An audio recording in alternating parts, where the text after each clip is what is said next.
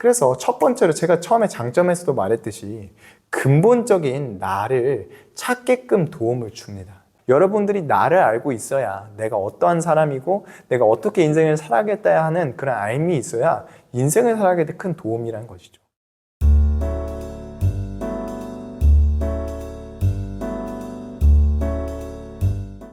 먼저 알아볼 것은 바로 종교의 장점입니다. 종교의 장점, 총 4가지를 제가 이렇게 간략하게 써봤는데요. 한번 알아보시죠. 첫 번째입니다. 마음이 편해진다는 것이죠. 이 종교의 장점은 이 의존에 있습니다. 누군가를 의존한다는 것. 예를 들면 내가 불완전하다고 말씀드렸잖아요. 인간의 불완전함 때문에 초월적인 완전한 누군가에게 기대어서 그 사람을 의지하고 그 사람의 도움을 받고 하면은 우리 마음이 어떻게 될까요? 편해진다는 것이죠. 우리가 아프거나 무서울 때마다 누굴 불러요? 엄마 이렇게 부르잖아요. 이건 역시도 심리학적인 관점에 따르자면 무엇이냐면 우리가 자연스럽게 가장 기대고 싶고 의지할 수 있었고 마음이 편해졌었을 때의 상황들을 가정한다는 것이죠.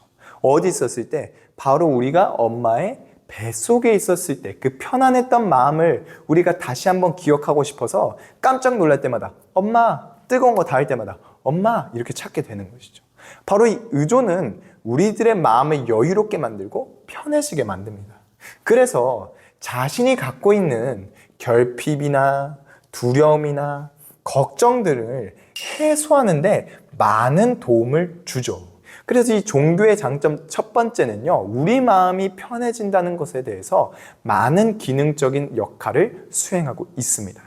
두 번째는요, 바로 삶에 대한 의미와 목적을 알 수 있다는 것이죠. 그래서 제가 옆에 써놨습니다. 바로 무엇이냐? 당위성, 마땅히 그래야만 하는 이유에 대해서 알 수 있는 것인데요. 이 두 번째는 우리가 지속적으로 얘기했습니다. 우리가 마루 종자 이야기했죠? 종이란 건 무엇이냐? 근본에 대한 이야기입니다. 결국 이 종교는 인간의 근본적인 가르침에 대해서 전달하고 있기 때문에 우리는 그를 통해서 진리나 근원이나 본질, 다양한 이 왜 그래야만 하는가에 대한 이유들을 이 종교적 가르침을 통해서 충족시킬 수 있습니다.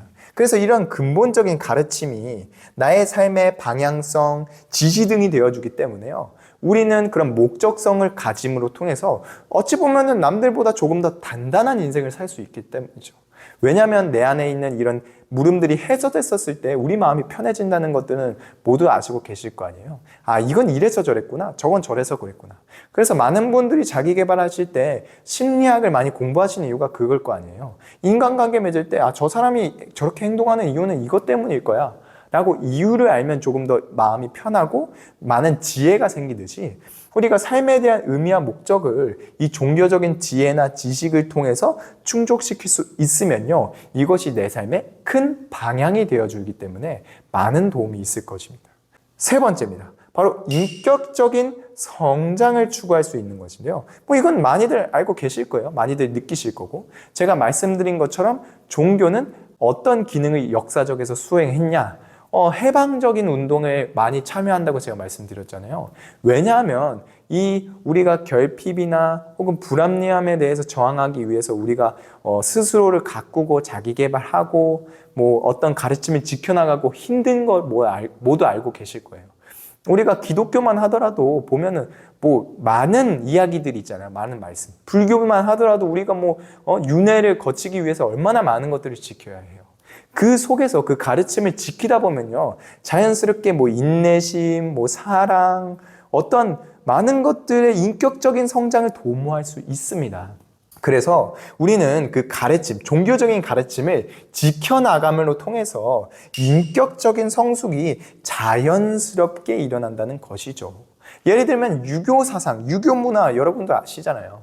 우리가 유교를 통해서 얻을 수 있는 거는 당연하게 나의 인격적인 성숙입니다. 나의 인격적인 성숙이 있었을 때 조금 더 인생을 지혜롭게 살아갈 수 있고, 내가 그렇게 그릇이 커져가고 성장을 하면요, 당연히 많은 좋은 운적인 기회들이 나에게 찾아올 거라고 믿기 때문이죠. 그래서 종교는 이러한 우리의 인격적인 성장을 도모시키기 위한 가르침을 기능으로서 역할을 한다는 것이죠. 그래서 네 번째는 무엇이냐? 이 마지막은 바로 행복에 대한 이야기입니다. 결국 종교를 통해서 우리가 가장 우리가 얻고 싶어 하는 것은 바로 이 행복일 거예요. 특히나 이 행복이 없다 느끼는 사람들은 더 종교에 집착하게 되겠죠. 그것은 왜냐하면 우리는 행복을 추구하려는 본성들이 있기 때문에 우리는 종교를 믿게 되고, 이 종교를 믿음을 통해서 우리가 이유를 마련했을 때는요, 바로 이 구원에 대한 이야기입니다. 내가 삶이 너무 불행해, 내 삶은 너무 우울해, 이것들을 누가 좀 구원해 줬으면 좋겠어. 그러나 옆에 주변을 둘러봤을 때 어떤 인간이, 어떤 사람이 우리를 구원할 수 있을까요? 어렵다는 것이죠. 그러니까 우리의 눈은 자연스럽게 어디로 돌아가냐? 바로 신적인 존재, 어떠한 기가 막힌 가르침, 이런 것들에 우리의 눈이 돌아가기 마련이죠. 그래서 인간은 행복하기 위해서 살아가기 때문에 우리가 불행하면 불행할수록 이런 종교적인 어떠한 것들을 추구하고 필요하고 그렇게 내 내면들이 이끌려져 가는 것이죠. 그랬을 때 우리가 인간은 복을 바라는 습성이 있어서 우리가 뭘 하냐면요, 기도함을 통해서 이를 충족시켜 나갑니다. 이것은 단지 기독교 뭐 여러 가지뿐만 아니라 예를 들면 타로 같은 것도 마찬가지죠.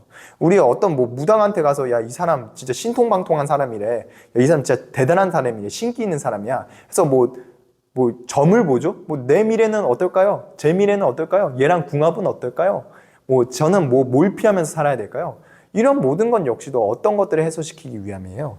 우리의 인생에 있어서 복을 바라는 습성들을 해소시키기 위해서 우리는 하는 것이잖아요. 내 인생에서 좀 더 운적인 요소, 조금 더 행복한 어떤 결말, 기회들, 이런 것들을 우리가 바라고 있기 때문에 어떠한 무언가, 제사를 드리건, 기도를 드리건, 누군가에게 나를 한번 알아봐 달라고 이유를 해석시키건, 다양한 형태로서 우리는 행복을 추구하고 있다는 것입니다. 바로 종교를 통해서요. 그래서 짧게 이 네 가지, 가장 일반적인 이 네 가지의 종교의 장점들을 알아봤는데요. 그 다음에 알아볼 것은 바로 종교의 단점입니다. 당연히 종교의 장점만 있겠어요? 단점도 반드시 존재한다는 것이죠. 그래서 많은 분들이 종교에 대한 기피감이 드시는 이유가 이 장점은 알고 계시지만 반대로 단점을 명확하게 알고 계시기 때문이라고 믿거든요. 그래서 여러분들이 이 장점과 비교해서 단점을 한번 알아보실 때 내가 잘못 알고 있었던 건 무엇이고 내가 잘 알고 있었던 건 무엇인지 비교해 보시면서 여러분들이 이 종교란 건 무엇인지 정확하게 이해해 보시길 바라겠습니다. 그래서 첫 번째는 무엇이냐면 잘못된 일을 정당화할 수 있다는 것이죠. 대표적으로 아까 제가 말씀드렸습니다. 역사 속에서 잘못된 일을 정당화하는 경우는 종교가 많이 있었습니다. 예를 들면 십자군 전쟁 같은 것이죠. 사실은 이 십자군 전쟁은 많은 사람들의 굶주림, 어떤 정치적인 문제, 이런 것들을 눈을 돌리고 사람들을 안정시키기 위해서 우리가 성전이라는 것들을 열어서 이 대중들에게, 이 시민들에게, 이 민중들에게 이것들을 해소시키기 위한 하나의 도구로서 이용되어져 왔거든요. 그래서 십자군 전쟁이나 알고 보니 히틀러와 같은 사람들이나 이런 독재자들이 자신의 어떤 정치적인 입지를 만들어내기 위해서 이 종교를 이용할 때도 있습니다. 그래서 이런 사람들을 세뇌시킨다는 위험성들이 반드시 존재한다는 것이죠. 그래서 그들을 선동하기 위한 하나의 도구로서 이용될 수 있다는 게 종교의 첫 번째 단점입니다. 그럼 두 번째죠.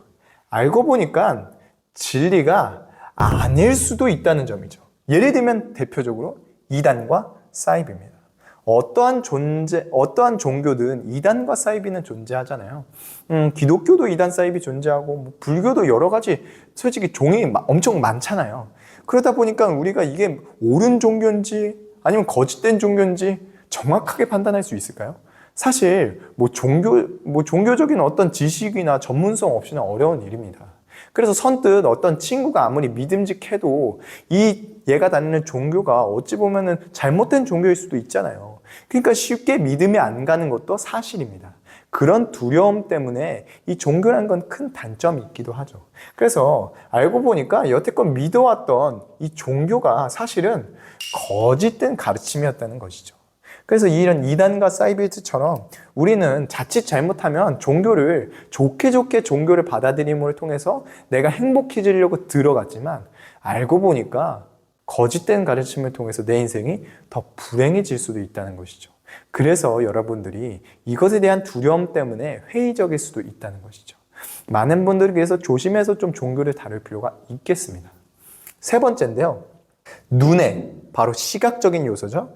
눈에 보이지 않는 형이상학적인 가치관입니다. 형이상학이란 거는 무엇이냐면 우리가 어떤 감각적으로 이것들을 느낄 수 있는 것이 아니라 우리의 이성 속에, 생각 속에서만 존재하는 게 바로 형이상학적인 관점인데, 대표적으로 이 종교가 형이상학적인 관점에 속하죠.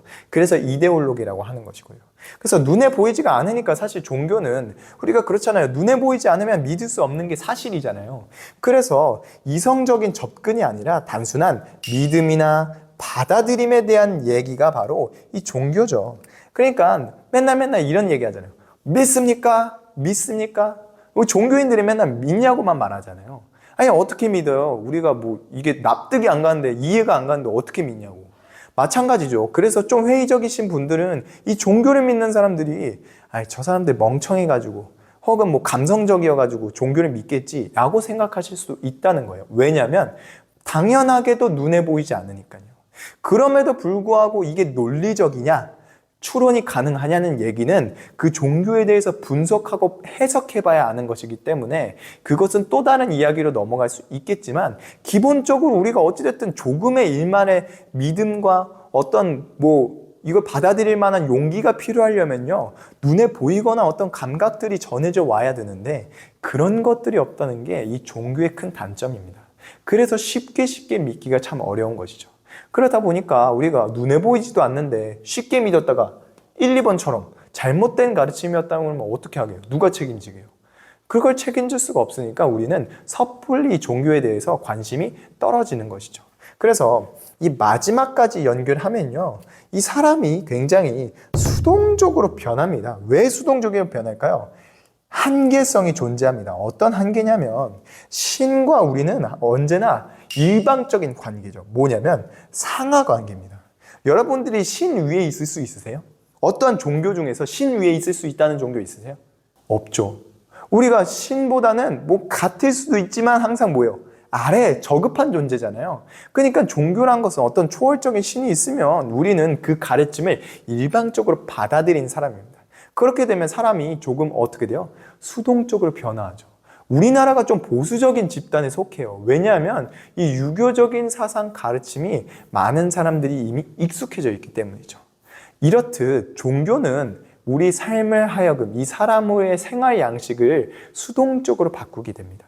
조금 더 보수적이고 조금 더 이 삶을 지키고 이 가르침을 지키고 이행함을 통해서 옳고 그름을 항상 판단하고 이렇게 살아가려고 하죠. 이런 수동적인 내 삶의 변화는요, 내가 어떠한 도전을 하고 내가 인격적으로나 나만의 어떤 가치로움을 성장시키기 위해서는 걸림돌이 되고는 합니다. 그래서 조금 안타깝지만 이 종교를 너무 집착적으로 받아들였을 때는 사람이 이 가르침을 받는 존재로서의 한계가 수동적으로 만들어버린다는 단점이 있죠. 그래서 이 네 가지의 치명적인 단점이 있어서 많은 분들이 종교에 대해서 막 큰 믿음이 안 가거나 혹은 종교에 대해서 거부감이 들거나 하실 수 있을 겁니다. 근데 사실 이거 말고 종교의 단점을 꼽으라면 조금은 더 있을 수 있겠으나 그것은 종교의 단점이 아니라 사실은 종교인의 단점일 수도 있거든요. 그래서 마찬가지로 우리가 기본적인 넓은 범위에서 종교를 봤었을 땐 이런 네 가지의 단점들이 있고 또 앞서 말씀드린 네 가지의 장점들이 존재합니다. 그래서요, 제가 이 장단점을 여러분들에게 말씀드린 이유는 결론적으로 한 가지 때문입니다. 마지막입니다. 바로 종교가 필요한 이유인데요. 제가 앞서 말씀드렸죠. 그러면 우리가 여태까지 지금 제가 설명드린 이유, 바로 이것을 여러분들께 이해시키기 위해서입니다. 근본적인 나를 찾게끔 도움을 줍니다. 여러분들이 근본적인 나를 왜 찾으셔야 되냐면요, 제가 그 전 위닝 멘탈리티 얘기했었을 때 한번 말씀드렸는데, 지피지기 백전불태. 나를 알고 적을 알아야 우리가 100번 싸웠을 때 위태롭지 않다는 것이죠. 우리 인생이 위태롭습니다, 사실. 우리 인생을 살아갔을 때 사실 변칙도 많고 변수도 많고 내 뜻대로 안 풀리는 게 인생이란 것들을 여러분들이 아실 거예요. 그렇기 때문에 우리가 안 그래도 험난한 이 인생 속에서 위태로움을 더 추가하지 않으려면요, 당연하게도 나를 알고 이 세상을 알아야 되는데, 이 알을 충족시키기 위한 가장 좋은 것들이 뭐 어떤 자기계발서를 읽거나 철학이나 이런 것도 도움이 되겠지만, 사실 이 종교 역시도 가장 큰 도움을 줍니다. 그래서 나를 찾는 데 많은 도움을 주니까 여러분들이 나를 알고 있어야, 내가 어떠한 사람이고 내가 어떻게 인생을 살아가겠다 하는 그런 알미 있어야 인생을 살아가게 돼 큰 도움이라는 것이죠. 그래서 이를 도움을 주는데, 또 이런 신적인 존재가요, 그냥 단순하게 이성적인 어떤 나의 자기계발 이런 것에만 도움을 주는 게 아니라 내 마음의 안정감을 준다는 것이죠. 말했듯이 의지함을 통해서 우리는 심리적인 안정감을 갖는 것입니다. 이것들이 왜 중요하다고 생각하냐면, 여러분, 불합리한 얘기했잖아요. 인간은 이 세상을 살아갈 때 불합리함이 굉장히 많습니다. 그렇기 때문에 남을 질투하게 되고 원망하게 되고 남 탓을 하게 되고, 이런 방어기제가 인간 깊이 깔려 있다는 것이죠. 그래서 우리가 이렇게 남 탓을 하고 스스로가 맨날 비교하면서 우울해져가지고 난 왜 이렇게 잔인하지 않았을까라고 생각을 하게 되는데, 제가 이런 것들을 극복하려고 많이 노력했거든요. 근데 사실 그렇잖아요. 제가 얼굴이 차은우가 되고 싶다고 욕망이 있다고 해도 될 수 있어요? 뭐 성형하면은 비슷하게 근접할 수 있겠지만, 아시잖아요. 그런 거짓된 뭐 어떤 노력을 통해서 내가 진짜 그런 사람이 될 수 없다는 것을. 어느 정도 뭐든지 재능적으로나 현실적으로 한계가 있기 마련입니다. 그런 것들에 대해서 우리가 저항하고 그나마 위안을 얻으려면요, 사실은 이런 심리적인 안정감을 신적인 존재에서 찾을 수밖에 없어요. 나에게 좋은 어떤 긍정적인 요소들이, 희망적인 요소들이 내 삶에 있기를, 또 내가 뭐 다음 생에는 더 좋은 삶으로 태어나기를, 어떤 종교적인 가르침을 통해서 우리 안에 있었던 결핍들을 해소할 수 있고요. 특히나 제일 중요한 건 바로 관심입니다. 관심. 그 누구도 나에게 관심을 가져주지 않았을 때 우리가 이단 사이비에 가장 많이 빠지는 계기가 뭐냐면요, 그 이단 사이비 사람들이 관심을 주기 때문이죠. 여러분 아시잖아요. 길거리 지나다니면 이단 사입이 많잖아요. 나한테 관심을 가져주잖아요. 우리가 이웃 사이에 인사도 안 하는 현대인 사회에서 나에게 관심을 가져주는 사람이 몇 있습니까? 솔직히 말해서 모든 사람이 뭐 많은 관심이 아니라 어느 정도의 관심은 필요하잖아요. 그게 사랑이고 그게 뭐 우정이고, 그런 것들 통해서 인간은 내가 살아간다는 것을 느끼고 내가 인생을 이렇게 잘 살아가고 있구나, 그런 것들을 경험하게 되는데, 우리가 관심이 줄어들면 자연스럽게 삶의 생기가 없어집니다. 근데 이 종교는 이 종교인을 통해서나 어떤 공동체를 통해서나 어떤 커뮤니티 혹은 종교적인 가르침을 통해서 누군가는 나를 보고 있다, 누군가는 나를 응원한다, 이런 관심들을 얻을 수 있다는 것이죠. 물론 그걸 믿고 안 믿고는 여러분들의 몫이겠지만, 그것을 믿는다 했었을 때 적어도 이 신이란 존재는 나를 배신하지 않고 나를 계속 바라봐주고 응원해준다는 그 한결같은 그 이야기가 굉장히 많이 도움이 될 거예요. 그래서 내가 우울하고 인생에 지쳤을 때 나의 삶에 심리적인 안정감 혹은 여러 가지 활기, 생기들을 넣어주려면 사실 다른 것들을 기대하는 것보다 이 종교가 많은 역할들을 수행한다는 것이죠. 그래서 이 종교는 가장 연약한 자, 아픈 자, 그런 사람들을 도우기 위해서 항상 발 뻗고 나서게 되는 이유이기도 합니다. 그래서 이런 종교가 필요한 이유를 제가 조금 정당화했는데, 제가 말씀드리고 싶은 건 이것이에요. 결론적으로 이 종교의 역할은요, 인간을 행복하게 만드는 것에 초점이 되어 있습니다. 그래서 인간을 행복하게 하려고 이 종교는 태어났다고 제가 이미 이 그전 이야기를 통해서 알려드렸어요.